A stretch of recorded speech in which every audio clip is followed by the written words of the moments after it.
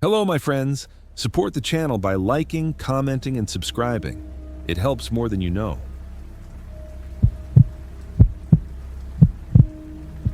I thought moving into a quiet suburban street would give me peace. After 5 years of cramped apartments, sirens, and noisy neighbors, I finally had a small house all to myself. The street was lined with maple trees, their leaves turning gold and red. Everything seemed normal calm. I didn't realize how wrong normal could be. It started on my first night alone. My partner was out of town for a weekend, and I had planned to relax, movies, takeout, maybe a long soak in the tub. I had barely settled on the couch when I noticed something in the corner of my eye, a figure outside the front window. At first, I thought it was a neighbor, maybe someone walking home. But as I focused, I realized it was standing completely still just beyond the glow of the streetlight. Its outline was unmistakably human, but there was something off. It wasn't moving, not blinking, not breathing, at least not in a way I could see. I felt my stomach knot. I backed away from the window. Maybe it was a hallucination. Maybe I was tired, but the figure didn't vanish.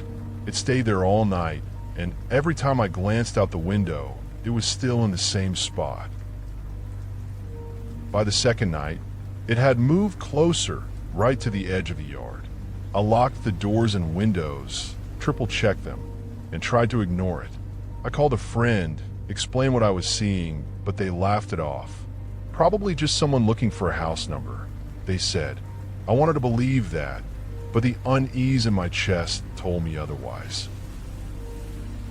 The third night it knocked, not at the door, not on the walls, but on the window. I froze. I didn't dare look. Then just as suddenly it stopped.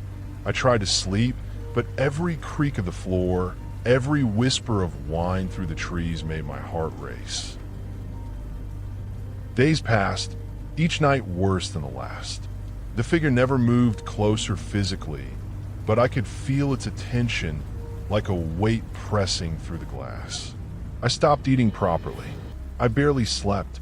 I considered leaving the house entirely, but every attempt ended with something stopping me.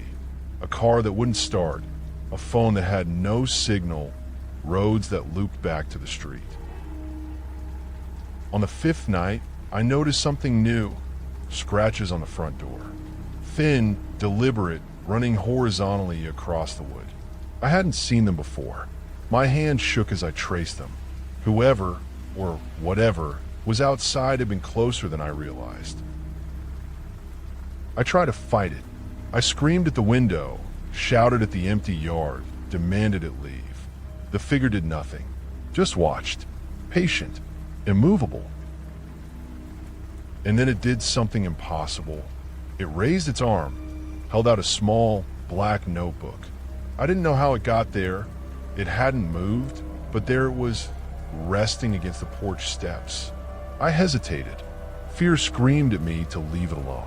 Curiosity made my fingers twitch. Slowly, I picked it up. The moment my hand touched the leather, the world shifted. Memories that weren't mine flooded my mind. Streets I'd never walked, houses I'd never seen, people I'd never met. And all the while, I realized I wasn't just seeing them, I was them. Feeling their fear, their hesitation, their awareness of the watching figure. I dropped the notebook. The figure dissolved into the night, but I felt it everywhere. It had entered me. The watching, the waiting, it wasn't just outside anymore. It was inside, patient, learning, observing. I tried to leave the house the next day. My car refused to start. My phone went dead the moment I tried to call anyone. Even familiar roads seemed unfamiliar, twisting back toward my street. The figure had expanded its influence beyond the yard, beyond the house. It had seeped into the world. Weeks passed. Shadows appeared in the corners of my eyes. Figures outside neighbors' windows. Featureless faces watching from parked cars. And I realized something horrifying. the figure wasn't alone. It had multiplied. The notebook had been a test, a way to bring me into it, and I had failed. One night, desperate, I opened the front door to confront it. I shouted, "What do you want?" The wind carried my words away. The street was empty. But then I saw the notebook again, lying on the steps, open to a page I had never seen before. Words appeared as if written by an invisible hand. "You are next." I felt a cold realization wash over me. This wasn't about being scared. It wasn't about leaving. It was about becoming. The figure outside wasn't a threat. It was a guide. And I had been chosen. Now I wait. I watch. Shadows in windows, corners of streets, faces in passing cars. I see them. I understand them. And sometimes, late at night, I see someone like me standing at the edge of a yard, featureless, patient, waiting. I don't run anymore. I don't fight. I step outside when the night is quiet, and I watch because I know that someday someone else will notice, someone else will invite it in, and the cycle will continue. The figure isn't outside. It's everywhere. And now so am I.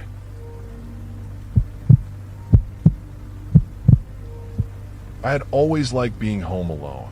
It made me feel like I had the world to myself, even if it was just my suburban house on Maple Street. My parents were going out of town for the weekend, leaving me in charge for the first time in months. At 16, it was freedom, the kind you don't realize is fragile until it's gone. The first night started well. I ordered pizza, dug into the couch with a blanket, and scrolled through my phone. Outside, the street was quiet, the kind of quiet that makes every creak and groan of a house seem louder. I ignored the small hairs standing up on the back of my neck, telling myself I was just imagining things. Around 10, I noticed the first odd thing. A soft knocking at the back door. Slow, deliberate, measured. I froze. At first, I thought maybe it was a branch hitting the glass or a raccoon climbing the porch. But it wasn't. It felt patient. I whispered hello. Nothing. I peeked through the curtain. Empty yard. No wind. No movement. Just the dark of the night. I forced a laugh and told myself it was nothing. Then I heard it. Footsteps. Inside the house. Slow. Dragging. Coming from the hallway outside my bedroom. My heart started racing. I grabbed a baseball bat from behind the door. My hands were shaking. The steps stopped just outside the room. Then a whisper floated through the air, soft and calm, but impossibly chilling. "You shouldn't be alone." I backed up, pressing myself against the wall. My eyes scanned every corner, every shadow. There was nothing, and yet I could feel something moving just beyond my vision, waiting. I ran to the kitchen, thinking maybe I could hide there. My phone did. No signal, no dial tone. The house felt wrong, like it wasn't the house I knew.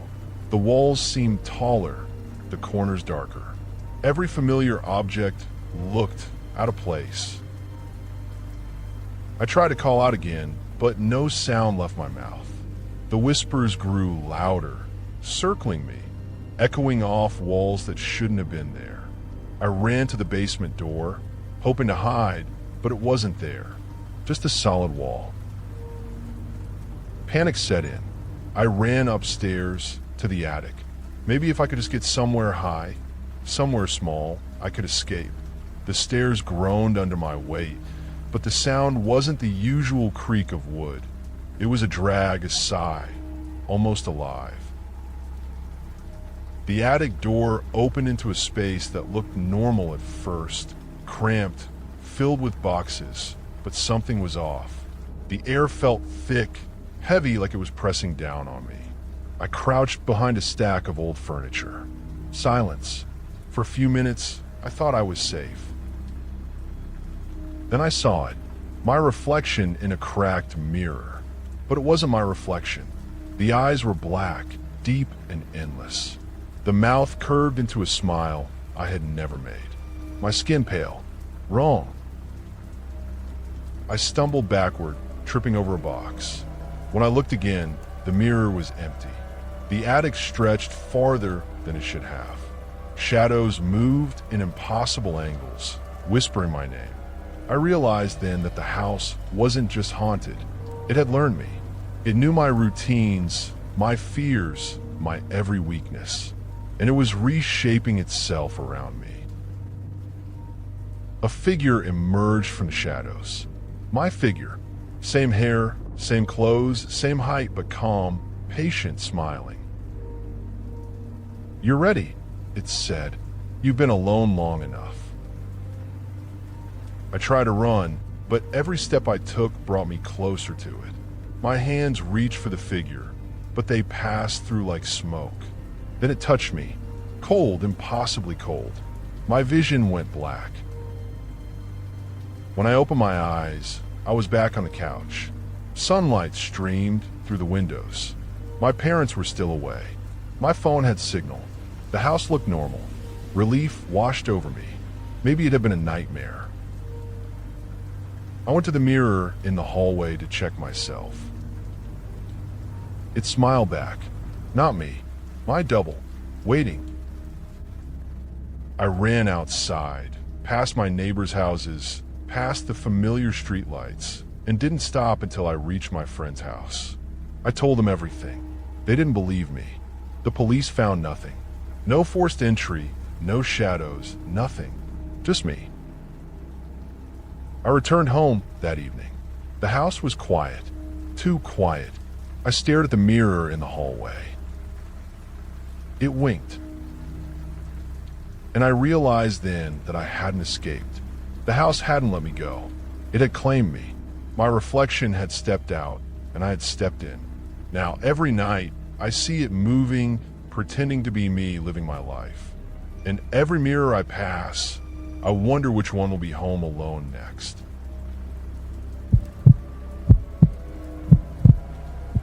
I had been looking forward to this trip for months. After a year of fluorescent office lights, traffic jams, and deadlines, I needed the mountains, their solitude, their silence. My friend Josh and I had decided to hike into the backcountry of the Appalachians, far past marked trails, into a region locals rarely spoke about, a section called Raven Hollow. The name itself made me uneasy, but Josh laughed it off, saying it added to the adventure. We parked near a shallow creek, where the forest opened into a clearing just big enough for our tents. The air smelled sharp and clean, pine and damp earth mixing with the last warmth of the day. We set up camp quickly, eager to explore the surrounding woods before dark. By evening, the forest had already begun to change. Shadows stretched unnaturally long, bending around the trunks of the trees. The creek, which had glimmered in the sunlight, reflected shapes that weren't there, dark, flickering forms that vanished when I blinked. Josh noticed too, but dismissed it as a trick of the fading light. That night, as we sat by the fire, I first heard the whispers. Low, indistinct, carried on the wind, as if the forest itself were speaking. I leaned closer to Josh. "Do you hear that?" I whispered. He frowned. "It's just the wind through the trees. Don't let your imagination run wild." I wanted to believe him, but the whispers became clearer as night deepened. They weren't words, not exactly, but they felt intentional, urgent. My name came from between the trees, soft, almost pleading. Sleep didn't come easily. When I finally drifted, I dreamed of the forest folding in on itself. Trees bent at impossible angles, shadows pooled like water, and I saw figures pressed against the trunks, countless eyes blinking in unison, all staring at me. I woke gasping, heart racing, to the sensation of unseen eyes watching from every direction. The next morning, we tried to hike out. The path we had marked yesterday seemed unfamiliar, twisted in ways that defied logic. Rocks shifted, roots rose where there had been none. Our compasses spun erratically. Our phones had no signal.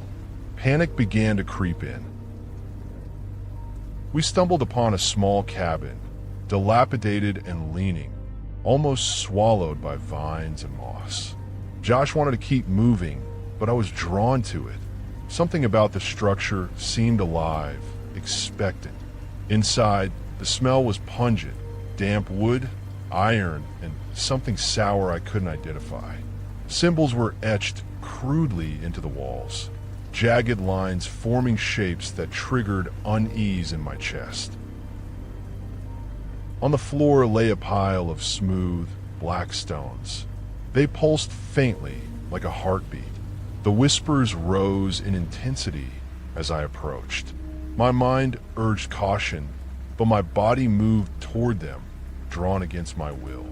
"Don't," Josh said sharply, grabbing my shoulder. "Just leave it." I resisted, but the stone called to me. The moment my fingers brushed it, the cabin seemed to breathe. The walls stretched upward, the shadows inside moving independently of light. Figures pressed against the walls, limbs bending in impossible ways, eyes reflecting light that wasn't there. Josh tried to pull me back, but I couldn't resist. The whispers merged into a single voice inside my head. See, become, understand. The world shifted around me, and for a moment, I felt the forest itself in my bones, patient and intelligent, alive with hunger. And then I saw him, Josh, standing rigidly, his eyes blank, his mouth opening to mimic the whispers. He was no longer himself, but a vessel for something ancient, something patient, watching and waiting for the next to fall. I ran out of the cabin into the twisting forest. Every tree, every rock seemed to pulse with life, the shadows stretching toward me, tugging at my body. The path I thought led out folded back on itself endlessly. Hours, or maybe minutes, passed, time meaningless. Finally, I stumbled onto a ridge at sunrise. The forest below looked ordinary, the creek glinting in the morning light, the cabin gone. Josh was nowhere to be found. I collapsed, exhausted, and realized I had survived, but I was not free. I returned home, but the mountains followed me. Shadows moved where they shouldn't. Corners of my apartment stretched unnaturally at night. The stone had come with me, pulsing faintly in my pocket, tethering me to Raven Hollow. And the whispers continued, soft, patient beckoning. Then one night I understood. The forest hadn't tried to trap me before. It had tried to test me. And now it offered a choice. I could resist, live a life haunted by shadows, or I could return. One day, the pull would be too strong to fight. One day, I would walk back into Raven Hollow willingly, carrying the stone, becoming a part of it, and joining those it had claimed before me. I don't know when that day will come, but I feel it growing stronger every time I close my eyes. The Appalachians are beautiful, majestic, inviting, but they are patient, and the patient always get what they want.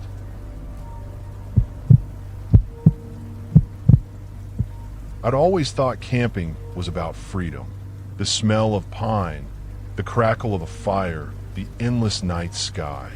That's why I didn't question Matt when he said he knew a place so remote no one had been there in decades. It was a long drive up a winding road in the Appalachians, past abandoned cabins and rusted signs warning travelers away. When we arrived, the clearing looked perfect. A small pond sat at the center, glassy in the afternoon light, and thick pines stretch high around us, their trunks straight and unbroken. I set up my tent, helping Claire and Josh with theirs, while Matt wandered off to scout the surroundings. At first, it was ordinary. We built a fire, ate, and joked. The pond reflected the sky perfectly, the way lakes always do in postcard photographs. I went to bed early, exhausted from the hike. I woke to a sound I can't forget. It was subtle at first, a soft scraping along the ground. I opened my eyes, and the moonlight had shifted across the clearing, though the fire was still burning. Something moved at the edge of the light, just beyond the circle of warmth. I couldn't see what it was, but I felt it watching me. I shook Josh awake. "Do you hear that?" I whispered. He muttered something about the wind and rolled over.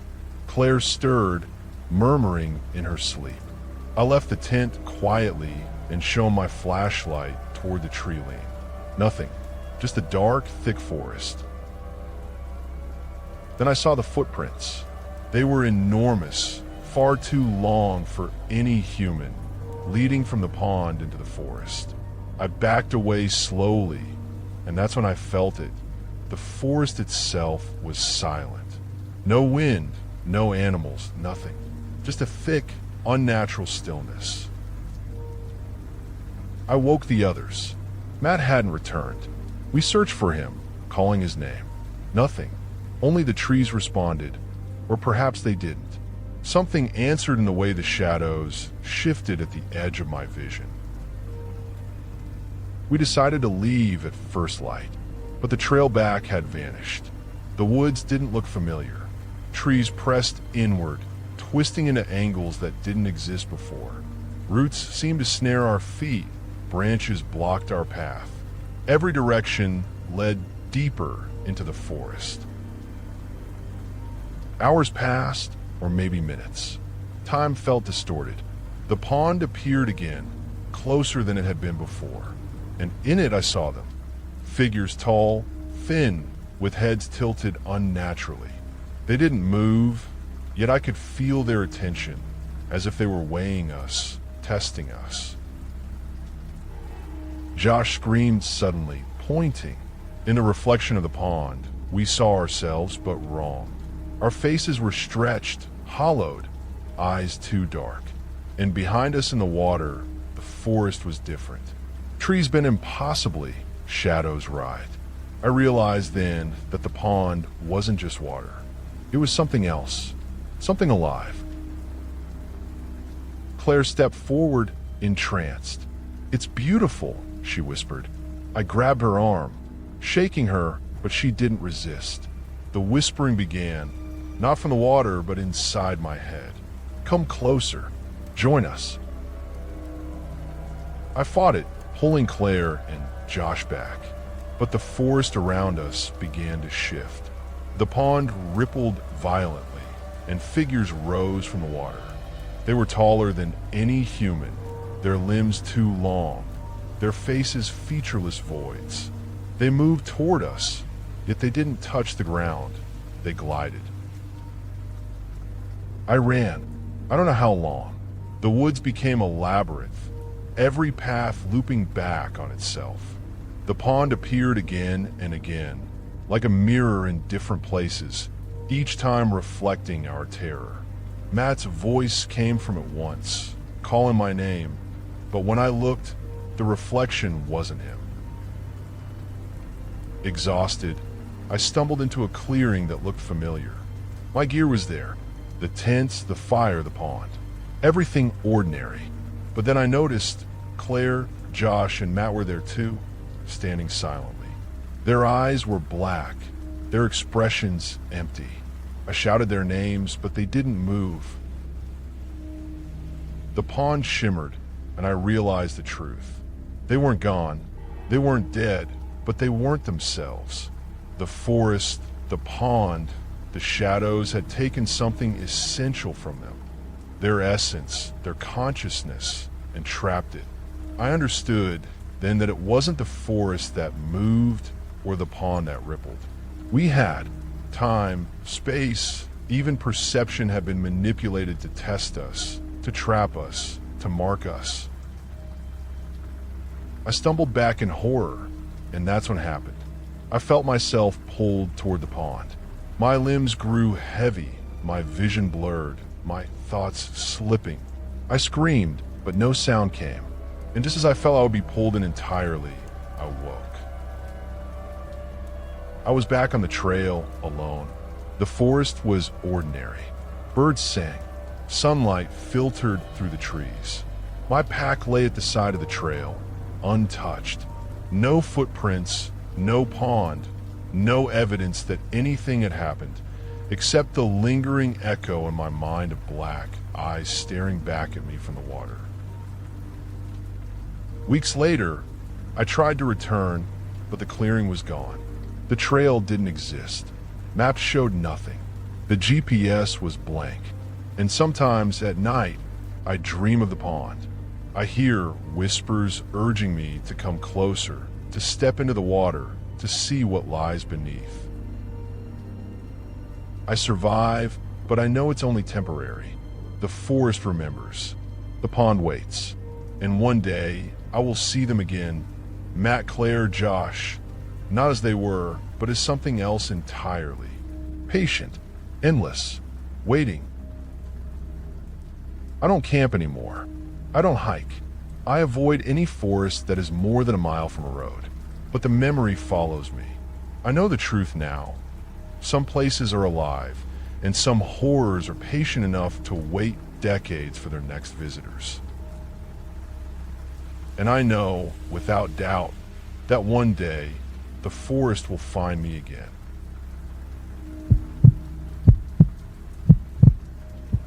I never believed the stories about the back hollows of the Appalachians, about lost hikers, strange lights, or the things that waited in the shadows.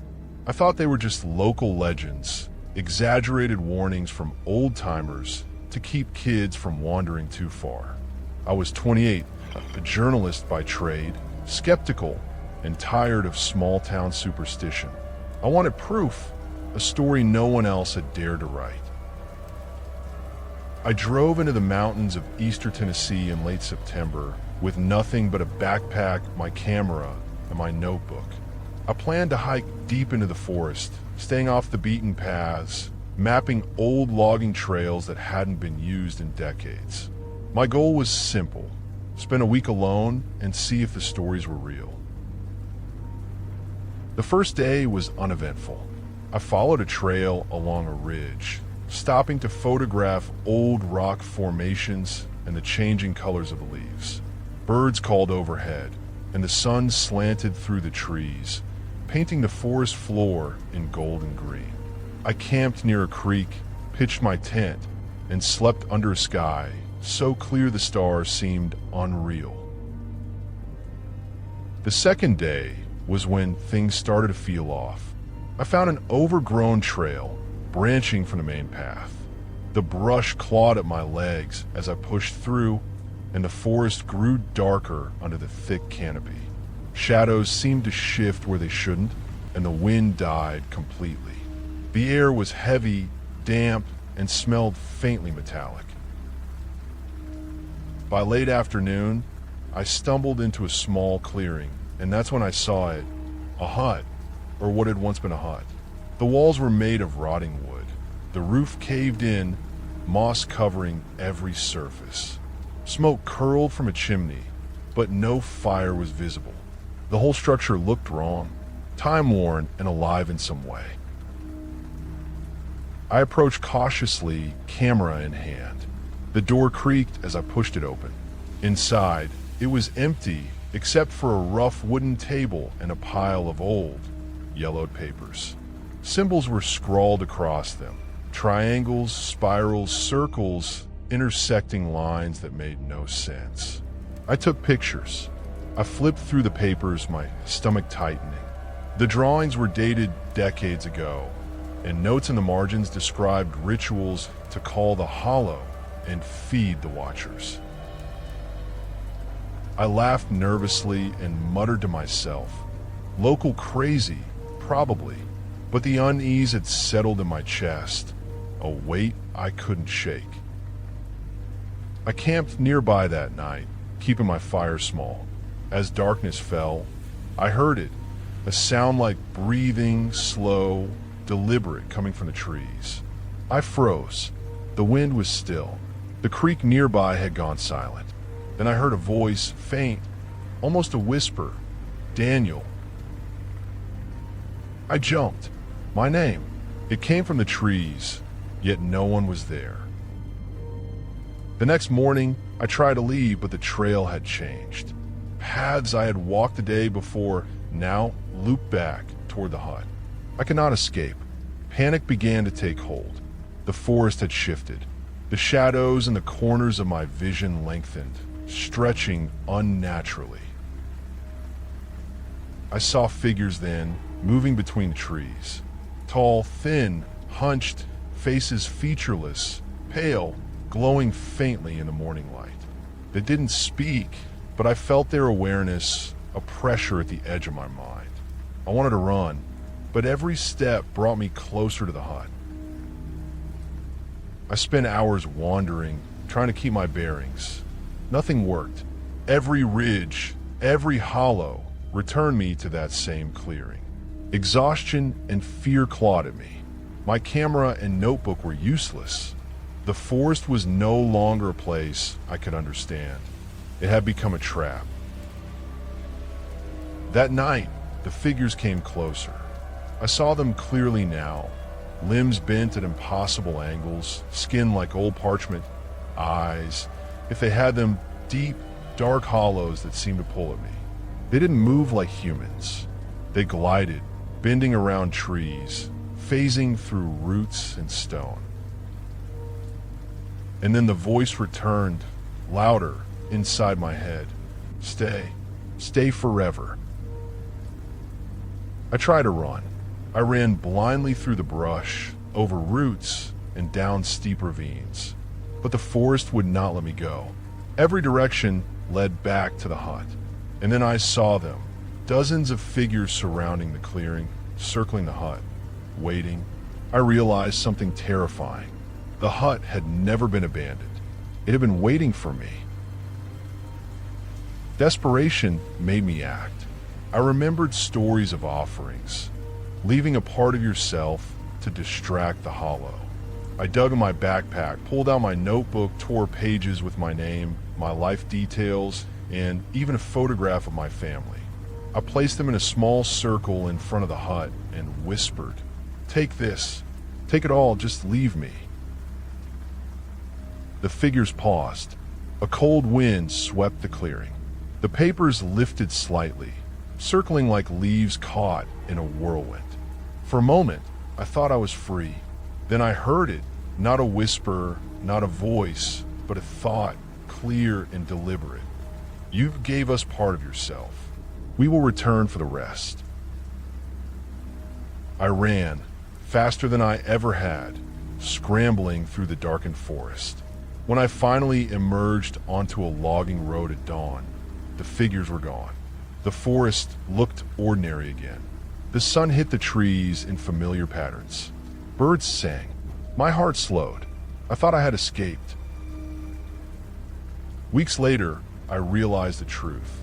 That hollow hadn't let me go.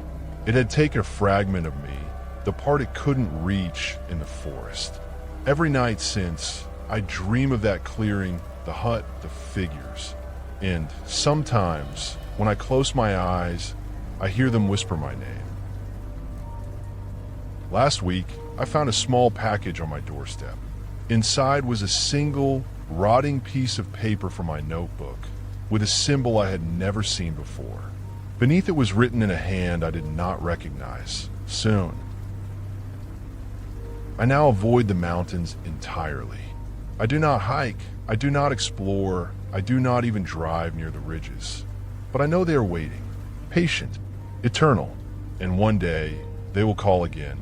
Not for me, but for whoever I foolishly led to the hollows in my story. Because the Appalachian Mountains do not forgive. They do not forget. They only wait.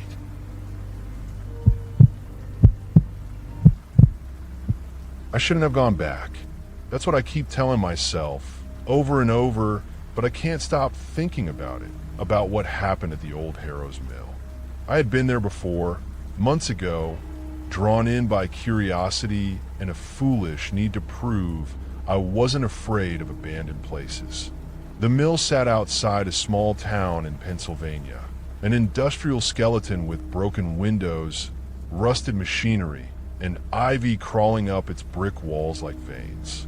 Everyone in town avoided it, said it was cursed. Perfect for me. The first visit had been unsettling. Shadows moved in ways they shouldn't. Whispers lingered in the air, and the basement, the place no one ever went, was colder than it had any right to be. I didn't touch anything, didn't go too far, and left shaken but unharmed. Yet something stayed with me. Not fear, not curiosity, something darker, like the building had marked me. Months later, I found myself driving back there. The road was slick with rain, and a dense fog hung over the forest surrounding the mill. Even in daylight, it looked like a place abandoned not just by people, but by reality itself. I parked near the collapsed fence and approached on foot. My flashlight in hand, I slipped through a gap in the door and stepped inside. The air was damp and smelled metallic, as if blood and rust had soaked into the walls. The main floor was empty, the machinery silent, yet the shadows felt heavier than last time, thicker. I clicked on my camera, taking photos as I walked, each flash illuminating fragments of the past, broken looms, fallen beams, and walls lined with peeling posters advertising work shifts long gone. I moved to the stairwell leading to the basement. I didn't want to, but I knew I had to. The basement had been the site of accidents, disappearances, and worse, according to local stories. I descended slowly, the wooden stairs creaking beneath my weight, until I reached the cold concrete floor below. It was bigger than I remembered, corridors twisted at impossible angles. Machinery I didn't recall seeing before hummed faintly in the darkness. And then I saw them. Figures. At first, I thought they were shadows, tricks of the flashlight. But they moved, gliding silently along the walls, tall and thin, with pale, featureless faces. They didn't speak. They didn't approach. They watched. And when I tried to turn and run, the hallways seemed to stretch endlessly. The doors I thought I recognized leading me in loops. I found a small office room tucked behind a stack of crates. Inside, papers and photographs were scattered across the floor. I bent to pick one up. My blood ran cold. It was a picture of me. I was inside the mill, taken that very day. My expression was blank, my eyes hollow. I dropped it, heart hammering, and turned to leave. That's when I realized the basement wasn't just a basement. It was alive. The walls pulsed, the shadows moved with purpose, and the whispers began. At first soft, almost melodic, then rising into a chorus of unintelligible words. Stage join become. I ran blindly, crashing into machines and knocking over stacks of crates. The figures followed, always just out of reach, silent but undeniable. I tripped and fell, scraping my hands on rusted metal. I scrambled to my feet, desperate for an exit, when I saw a door I hadn't noticed before. It led to a small room, empty except for a single mirror. I approached cautiously. My reflection stared back, only it wasn't quite me. Behind my face, shadowy figures pressed against the glass, their blank faces twisting in silent screams. I stumbled backward. And then I understood. The mill didn't want me trapped. It wanted me to carry it, to take its darkness into the world. My reflection moved independently of me, smiling in ways I couldn't control. I bolted through the mirror. I woke up outside the mill, the sun high in the sky, as if no time had passed. The building looked deserted again, harmless, almost. I laughed shakily, convincing myself it had been a dream, a hallucination born of my obsession. I drove back to town, but the feeling of being watched didn't leave me. Days later, I noticed subtle changes. Shadows lingered longer than they should. Reflections in mirrors held glimpses of shapes moving behind me. At night, I would wake and see figures at the edges of my vision, pale and silent, always watching. And sometimes my reflection wouldn't match my movements exactly. It took weeks for me to realize the terrifying truth. The mill hadn't let me go. I had taken a part of it with me. Its awareness, its hunger, its presence. And it was patient, studying me, waiting. Then one night escalated. I woke to find my apartment empty, silent, except for a single photograph on my coffee table. It was me asleep in my own bed, but behind me stood a figure from the basement, tall and pale, featureless, watching. I hadn't taken the photo. Panic consumed me. I tried to leave, to escape, but every time I stepped outside, the streets looked wrong. The buildings stretched oddly, the sky darker than it should be. And always I could see the mill far away in the distance, growing larger with each step I took, waiting. I realized then what it wanted. Not just my fear, not just my attention. It wanted me to go back, to bring myself willingly. And somewhere deep in the shadows of my mind, I wanted to. I don't know how long I've been like this, trapped between the world I knew and the world it's creating. The mill is no longer a place. It's a presence. It exists in mirrors, in shadows, in the spaces I can't see. I know one day it will call me fully, and I won't resist. Some abandoned places aren't abandoned at all. They wait, they watch, and when they're ready, they follow you home. And Harrow's Mill is patient. If this story kept you on edge, make sure to like, comment, and subscribe for the next one.